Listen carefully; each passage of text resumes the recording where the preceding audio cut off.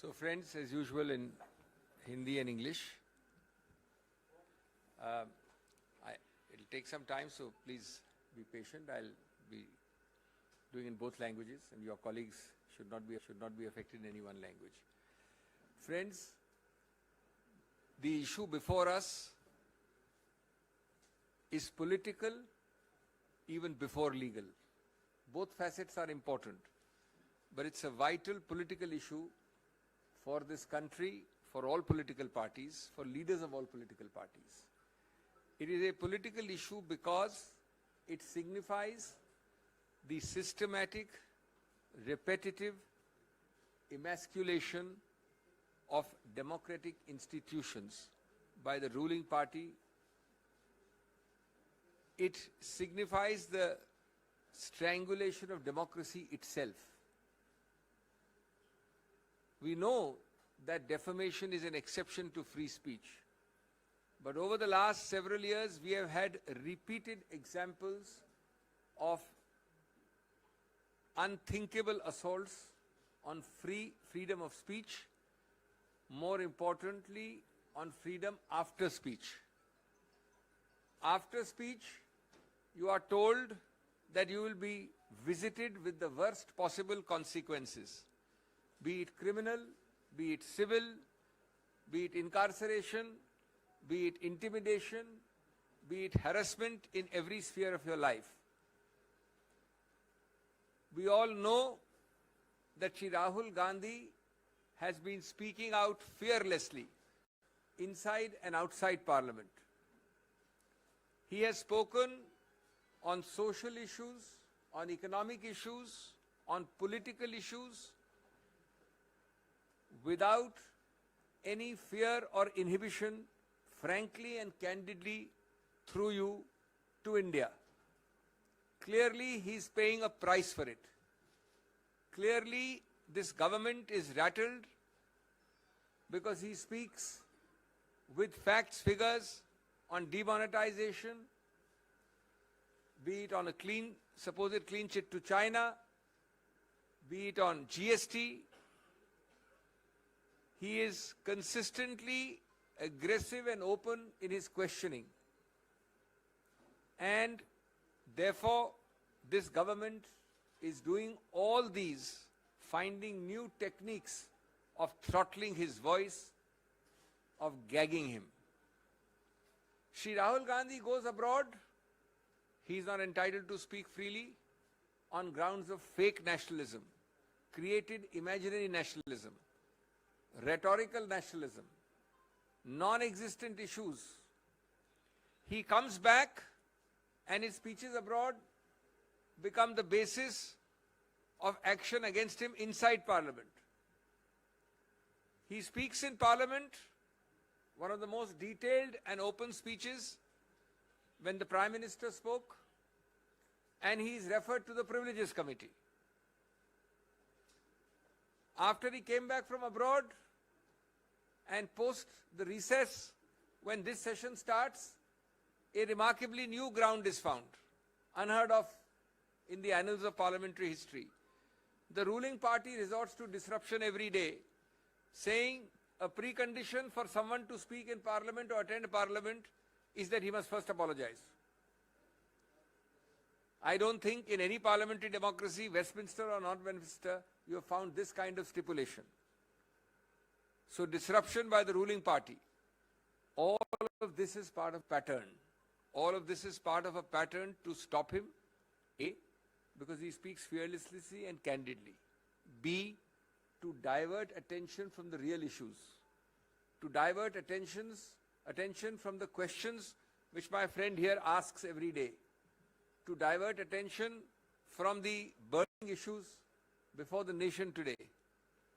And it is done also to send a message to create a fear psychosis amongst those who dare to question this government. Friends, that is the political part. That is what should concern our body polity. There is equally a legal part. I have shared some of that with you yesterday. Since we've had slightly more time, let me elaborate a little more today.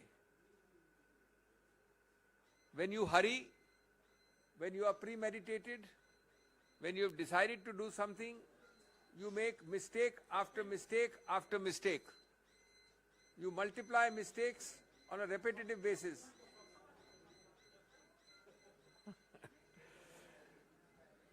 Take for example, the alacrity with which you are moving. Within 24 hours, you are moving with amazing alacrity. I need to remind you that a few months ago, in a case of another political leader from Uttar Pradesh, belonging to the leading party in that state,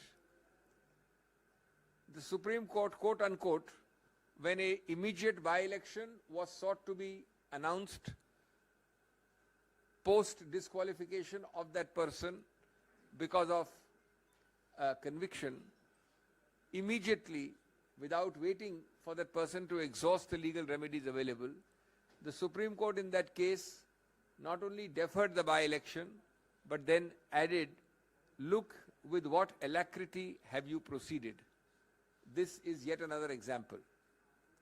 But it gets curiouser and curiouser.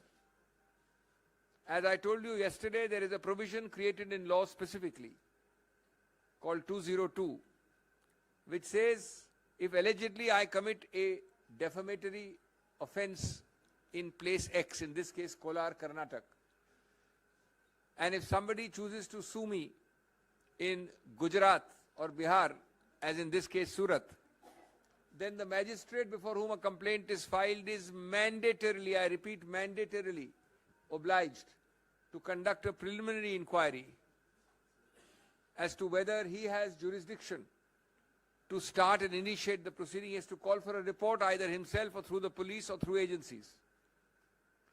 To the best of our knowledge, this point is taken by Shri Gandhi's lawyers, noted in the judgment, and not decided. Admittedly, no inquiry is conducted because there is a tearing hurry to go ahead in a place which might well be without any jurisdiction at all, namely Surat, Gujarat. As I said, it gets curiouser and curiouser. I mentioned another example yesterday. I have the dates now. Let me walk you through it. The complaint is filed approximately in April 2019. I think the exact date is April 16, 2019 at Surat. The magistrate is one Mr. Dave. On 2021, Mr. Rahul Gandhi, in 2021 year, 2 years later in June, appears in the court to record his statement in person. Shri Rahul Gandhi appears in that court. In March 22, that is 3 years after the complaint is filed, and 1 year after Shri Rahul Gandhi appeared there, the complainant files an application against Saman Rahul Gandhi. When that application is rejected, possibly by a firm magistrate, obviously he had been called, he had come a second time, you cannot harass people to come again and again, he rejects it. At that point, the complainant rushes to the High Court and gets a stay of his own complaint. The High Court grants that stay on 7th of March 2022. So I file a complaint, I seek a stay of my own complaint. Perhaps days are not auspicious, the climate is not ecologically suitable. Now the same complainant, after a hiatus of 11 months, when he has no interest in his own complaint, suddenly wakes up and goes on 16th February this year, seeking a vacation of the same stay which he himself obtained. And I quote, he pleads, and you must all read between the lines.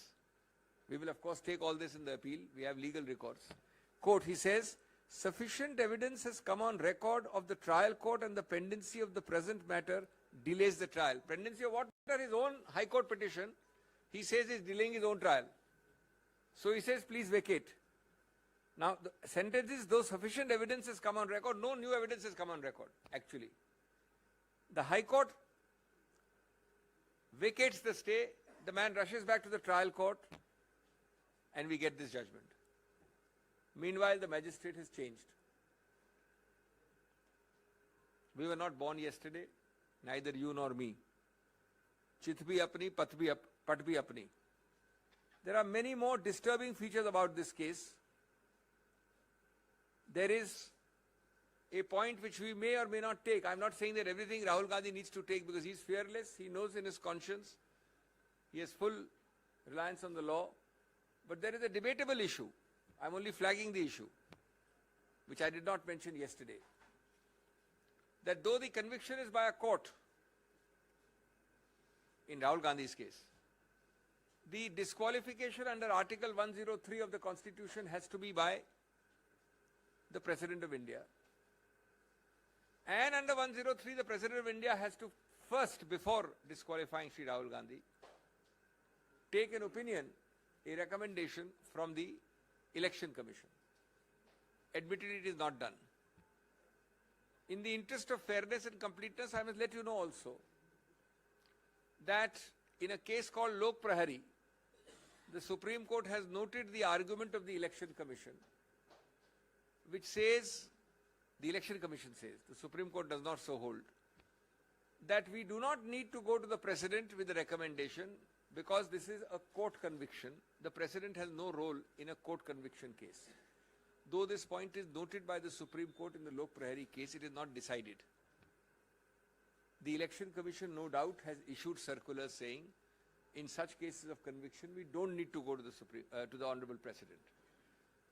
But my question is a little different. If the constitutional Article 103 says so, neither the practice of the Election Commission, nor indeed a recordal of a submission of the Election Commission to the Supreme Court, nor indeed a recordal by the Supreme Court can change the Constitution. The highest law of the land is the Constitution. The text of the constitutional article cannot be diluted by a practical approach saying it's a conviction by a court, therefore President is excluded.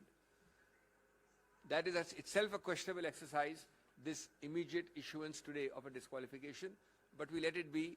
We are confident that we will get a stay of conviction. A stay of conviction will remove the very basis of this disqualification. This disqualification is nothing but consequential. When the foundation goes, namely the conviction is stayed, the consequences of an illegal foundation will also go. But obviously, as the Election Commission knows, as the Government of India knows, as the BJP knows, it takes time to draft, to file. They are taking advantage of that time, hot-footing it by these disqualification notices, but we have full faith in the law and the majesty of the law, and we believe that we will emerge victorious in the near future. दोस्तों, आज जो मुद्दे आपके समक्ष हैं, उनके दो व्यापक आयाम हैं. एक राजनीतिक है, एक कानूनी है. लेकिन राजनीतिक आयाम सबसे महत्वपूर्ण, सबसे व्यापक, सबसे अहम है. पहले मैं उसका जिक्र करूं संक्षेप में. पहला बिंदु उसका ये है कि जानबूझकर, बार-बार, सोच समझकर, एक सूझे बूझे तरीके से इस सरकार ने हर गणतांत्रिक संस्था को खत्म करने का प्रयत्न किया है, उसको चोक करने का प्रयत्न किया है, उसमें रोकथाम करने का प्रयत्न किया है. सबसे बड़ी संस्था उनके मायने में जो उनके लिए बाधा है, वो है स्वतंत्र, निष्पक्ष, निडर बोलना, बोलचाल, जो हमारे संविधान की एक महत्वाकांक्षा ही नहीं, एक मानव अधिकार है, मूलभूत. इस सरकार ने, इस केस की बात नहीं कर रहा हूं मैं, श्री राहुल गांधी की, सैकड़ों केसेस में 2014 के बाद ऐसे येन केन प्रकारेण कदम उठाए हैं जो हर नागरिक के स्वतंत्र, निडर बोलने के अधिकार क्षेत्र में बाधा डालें, बार बार. और उसके उदाहरण आप जानते हैं. बोलने की स्वतंत्रता और बोलने के बाद की स्वतंत्रता, दोनों को सीधा निचोड़ने का प्रयत्न किया इस सरकार ने बार बार. श्री राहुल गांधी, हम सब जानते हैं, ने निडरता से बार बार संसद के अंदर और संसद के बाहर अपने विचार रखे हैं, जनहित में रखे हैं, जनता के सामने रखे हैं, जनता के लिए रखे हैं. उन्होंने सामाजिक, आर्थिक, राजनीतिक, विदेश नीति इत्यादि इत्यादि सब मुद्दों पे पूरा बोला है, बिना झिझक के बोला है। और वो आज उसकी कीमत चुका रहे हैं, क्योंकि उनके सवाल, उनके वक्तव्य अच्छे नहीं लगते उन लोगों को जिन्होंने वो गलतियां की हैं, जिसके बारे में विवरण करते हैं श्री राहुल गांधी। कभी डिमोनेटाइजेशन ले लें, कभी चीन को क्लीन चिट का मामला ले लें, कभी जीएसटी ले लें। ये सब मुद्दे वो हैं और इनके अलावा और भी हैं जो इस सरकार को, जिनसे घिन्न है और जो उठाते हैं उनको दंडित करना उनका अनिवार्य रूल है। राहुल गांधी विदेश जाते हैं तो बोल नहीं सकते। एक झूठे आडंबरी राष्ट्रवाद के आधार पर उनकी आवाज को रोका जाता है। एक अजीबोगरीब बनाई हुई बनावटी राष्ट्रवाद का बहाना लेकर उन पे आरोप लगाए जाते हैं। बाहर गए उसके आधार पे जब वापस आते हैं तो कहते हैं कि आप यहां नहीं बोल सकते जब तक कि आप माफी नहीं मांगे। यहां आते हैं और उस दिन बोलते हैं संसद में, जब माननीय प्रधानमंत्री बोल रहे थे तो सरकार पूछती है आपकी हिम्मत कैसे हुई सब बोलने की, सत्य बोलने की, साफ बोलने की, निडरता से बोलने की। हम आपको प्रिविलेजेस कमेटी भेजते हैं। और सबसे अजीबोगरीब जो मैं समझता हूं, किसी गणतांत्रिक, संसदीय गणतांत्रिक, लोकतांत्रिक देश में नहीं देखा गया, जब वो आके बोलते हैं तो सरकार खुद अवरुद्ध करती है संसद को। सरकार खुद करती है इस आधार पे कि पहले आप माफी मांगिए। ये कौन सी संसदीय प्रणाली के अंतर्गत है कि पहले आप माफी मांगिए, नहीं तो हम अवरुद्ध करेंगे, नहीं तो संसद चलेगी नहीं। तो ये इसी प्रक्रिया का एक और उदाहरण है, जहां मुंह खोलें, झूठे बेमानी केसेस दायर करिए, डराइए, धमकाइए, और हम आश्वस्त हैं कानूनी प्रक्रिया में कि हम जीतेंगे, स्टे ऑफ कन्विक्शन हमें मिलेगा। लेकिन जहां तक सरकार का सवाल है, उन्होंने ये सब प्रयत्न किए हैं, बार बार किए हैं। जहां तक कानूनी पक्ष है, मैं बड़े संक्षिप्त रूप में आपको बता दूं, कल बताया था मैंने, थोड़ा उसको और विस्तार से बता दूं, लेकिन संक्षिप्त रूप से, कि जब आप जल्दबाजी करते हैं तो गलतियों के ऊपर गलतियां करते हैं, संवैधानिक और कानूनी गलतियां करते हैं। मैं आपको 2-3 उदाहरण देके अपनी बात खत्म करना चाहता हूं। ये मामला, ये वारदात कोलार कर्नाटक में हुई, 2019 में हुई। उसकी कंप्लेंट कहां दर्ज की गई? सूरत, गुजरात में, 1-2 जगह और भी की गई, बिहार में, रांची में। तो जब ऐसा होता है कि वारदात, फौजदारी वारदात कहीं हुई हो अमुक जगह, और फौजदारी वारदात की कंप्लेंट किसी दूसरे प्रदेश में हो, तो कानून विधायिका ने बहुत पहले एक संशोधन द्वारा एक नया प्रावधान बनाया था, कई वर्ष हो गए, जो बाध्य है, जो स्पष्ट है कि जब ऐसा हो तो आपको एक 202 कहते हैं, उसके अंतर्गत एक निरीक्षण परीक्षण करना पड़ेगा, इंक्वायरी करनी पड़ेगी, या तो मजिस्ट्रेट खुद करे या पुलिस द्वारा करे, कि क्या उस मजिस्ट्रेट का अधिकार क्षेत्र बनता है।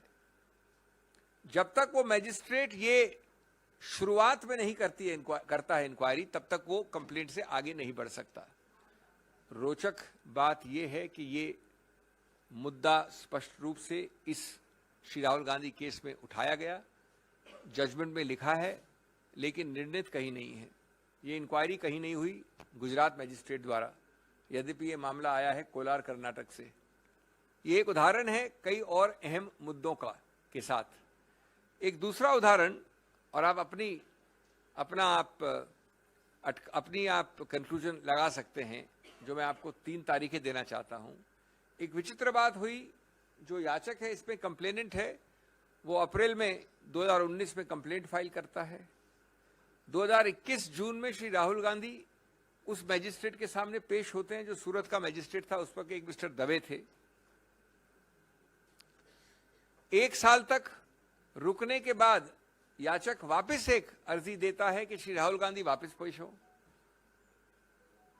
जब मार्च 2022 यानी पिछले वर्ष वो दूसरी याचिका बार बार उनको बुलाकर तंग करने की प्रक्रिया पे मैजिस्ट्रेट वो खारिज कर देता है। तो याचक कंप्लेनेंट हाई कोर्ट जाता है और अपनी कंप्लेंट का खुद एक स्टे ले लेता है, अपनी कंप्लेंट का खुद स्टे कि ये आगे नहीं चलेगी। 1 साल तक वो पड़ी हुई है, 11 महीने से उसका कुछ नहीं करता है, सब कुछ ठीक है उसके लिए। अचानक वो वापस जाके फरवरी इस वर्ष फरवरी में, यानी पिछले महीने, हाईकोर्ट को कहता है कि साहब अब काफी एविडेंस आ गई है, अब मैं अपनी खुद का स्टे को वापस लेना चाहता हूं, स्टे को आप निरस्त कर दीजिए, यानी स्टे को स्टे कर दीजिए, स्टे को हटा दीजिए। हाईकोर्ट करता है और वापस जाके मैजिस्ट्रेट जो अभी तक बदल गया है, एक नया निर्णय आ जाता है जो अभी कल आया। आप अपने आप चित भी अपनी, पट भी अपनी, अपने आप लकीरों के बीच क्या हो रहा है समझ सकते हैं, संज्ञान कर सकते हैं। मैं अंत में ये कहूंगा, श्री राहुल गांधी की आवाज इतना आसान नहीं है दबाना, कांग्रेस की आवाज इतना आसान नहीं है दबाना। आप देख रहे हैं कल से आज और आगे चलेगा एक अभियान, एक विरोध, चाहे वो डिस्ट्रिक्ट पे हो, ब्लॉक पे हो, प्रदेश पे हो, और चाहे वो संसद और संसद के बाहर हो। ये आवाज रुक नहीं सकती है। जो तथ्य मैंने आपको बोले हैं ये बिल्कुल उजागर किए जाएंगे, लेकिन पूरा विश्वास आश्वासन है कि ऐसी चीज जो कानून में गलत है, हम आश्वस्त हैं कि उसका सही रूप से अवलोकन किया जाएगा बड़ी अपील वाली अदालतों द्वारा, और हमें कन्विक्शन का स्टे जल्द से जल्द मिलेगा। एक अंत में बात आपको और मैं शेयर कर लूं जो कल नहीं बोली थी, हम चाहे उसको हम समक्ष रखें या न रखें, उसके ऊपर हम एक्शन ले या न लें, लेकिन आपके साथ अवगत करनी आवश्यक है। उसके 2 पक्ष हैं, मैं ये नहीं कह रहा हूं कि एक ही पक्ष है। एक प्रावधान है हमारे संविधान में 103, उस प्रावधान के अंतर्गत डिस्क्वालिफिकेशन जिसको कहते हैं, जहां सांसद का सवाल है वहां सिर्फ माननीय राष्ट्रपति कर सकता है। ये लिखा है प्रावधान में, किसमें? संविधान के प्रावधान में। और साथ साथ ये लिखा है कि संविधान के प्रावधान के अंतर्गत जब राष्ट्रपति करता है तो उसको पहले एक सुझाव, एक रिकमेंडेशन लेना पड़ता है चुनाव आयोग से। ये तो मानी हुई बात है कि इस बार राहुल गांधी के विषय में नहीं हुआ ये, न कुछ पहले विषयों में ऐसा हुआ है। अब इसमें जो दूसरा पक्ष है वो ये है कि चुनाव आयोग का मानना है, और चुनाव आयोग इसी प्रक्रिया को फॉलो करती है और केसेस में, कि जब कन्विक्शन कोर्ट द्वारा है, न्यायपालिका द्वारा है, तो राष्ट्रपति के पास जाने की आवश्यकता नहीं है। इसलिए हम चुनाव आयोग उसको कभी भी नोटिफाई कर सकते हैं, हमें राष्ट्रपति के पास सुझाव लेके जाना और राष्ट्रपति की अनुमति लेने की आवश्यकता नहीं है। जो रोचक कानूनी मुद्दा इस पे उठता है वो ये है कि संविधान में जो लिखा है 103 में स्पष्ट लिखा है, उसको क्या चुनाव आयोग तो क्या उच्चतम न्यायालय भी क्या बदल सकता है? सिर्फ इस आधार पे कि एक केस था लोक प्रहरी का, उस केस में चुनाव आयोग ने स्टैंड अपना रखा था। उच्चतम न्यायालय ने ये नहीं कहा कि वो स्टैंड सही है या गलत है, लेकिन उसके बाद से चुनाव आयोग ने एक सर्कुलर निकाल रखा है जिसमें वो कहते हैं कि जहां पर कन्विक्शन कोर्ट द्वारा है वहां पर हम राष्ट्रपति के पास नहीं जाएंगे, न जाना आवश्यक है। तो ये एक विरोधाभास है। संविधान के टेक्स्ट को आप ज्यादा महत्व देंगे या चुनाव आयोग की प्रक्रिया को? इसका उत्तर मैं समझता हूं सीधा है। तो ये भी एक शायद त्रुटि है इस प्रकार के 24 घंटे में निकाले हुए चुनाव आयोग के नोटिफिकेशन की। बहुत बहुत धन्यवाद। साथियों, जो अभी अभी सिंघवी जी ने कहा है, मैं 1-2 बात और कहना चाहता हूं। बिल्कुल साफ है कि भारत जोड़ो यात्रा से बीजेपी बहुत घबराई हुई है, बौखलाई हुई है, बहुत परेशानी में है, क्योंकि वो जानती है, उनको फीडबैक मिला होगा कि भारत जोड़ो यात्रा ने न केवल कांग्रेस संगठन में नई उमंग जगाई है, पर सारे देश में एक नई उत्साह, एक नया भविष्य का रास्ता दिखाया है। कई महीने से वो भारत जोड़ो यात्रा को बदनाम करने में लगी हुई थी। और मैं समझता हूं कि आज जो हमने देखा है, ये डिस्क्वालिफिकेशन, एक तरह से आप देख सकते हैं कि जैसा कि अभिषेक सिंघवी जी ने कहा, राहुल जी को कीमत चुकानी पड़ी उस भारत जोड़ो यात्रा की सफलता के कारण। दूसरी बात, सिंघवी जी ने तो कहा कि 2014 से राहुल जी मोदी सरकार की नीयत और मोदी सरकार के नीतियों के खिलाफ अपनी आवाज संसद के अंदर और संसद के बाहर उठा रहे हैं। ये नोटबंदी के बारे में इन्होंने जिक्र किया, जीएसटी के बारे में इन्होंने जिक्र किया, चीन को जो जून 2020 में प्रधानमंत्री ने क्लीन चिट दिया उसका भी सिंघवी जी ने जिक्र किया। पर मैं एक और मुद्दों का जिक्र करना चाहता हूं जिसके वजह से आज राहुल गांधी जी को कीमत चुकानी पड़ी है, और वो ये है अडानी का महाघोटाला। जब से राहुल गांधी जी विपक्ष में संसद में बोले थे, 50 मिनट का भाषण था, ज्यादातर उसका एक्सपंज भी कराया गया, और जिस तरीके से 16 पार्टियों ने एक होकर 5 फरवरी से जेपीसी की मांग की इस घोटाले में, क्योंकि ये घोटाला सिर्फ अडानी से संबंधित नहीं है, ये घोटाला प्रधानमंत्री की नीयत और प्रधानमंत्री की नीतियों से भी जुड़ा हुआ है। इसीलिए हमने जेपीसी की मांग की, आज भी हमने मांग की, कल भी हम करेंगे, परसों भी हम करते रहेंगे। और इस अडानी घोटाले से ध्यान हटाने के लिए आज इनको कीमत चुकानी पड़ी है। तो एक तरफ राहुल गांधी जी की कोशिश और दूसरी तरफ प्रधानमंत्री की साजिश। ये साजिश बनाम कोशिश, एक तरह से आप इस तरीके से देख सकते हैं। सिंघवी जी ने तो कहा कानून के अनुसार अगले कदम हम लेंगे, समय है हमारे लिए, और कानून में कई ऐसे दरवाजे हैं हमारे लिए जो हम खटखटाएंगे। पर यह सिर्फ कानूनी मुद्दा नहीं है, ये मौलिक तौर से राजनीतिक मुद्दा है। मैं बार बार कह रहा हूं, आज भी दोहराऊंगा, ये प्रतिशोध की राजनीति, धमकी की राजनीति, उत्पीड़न की राजनीति का एक नतीजा है, एक मिसाल है।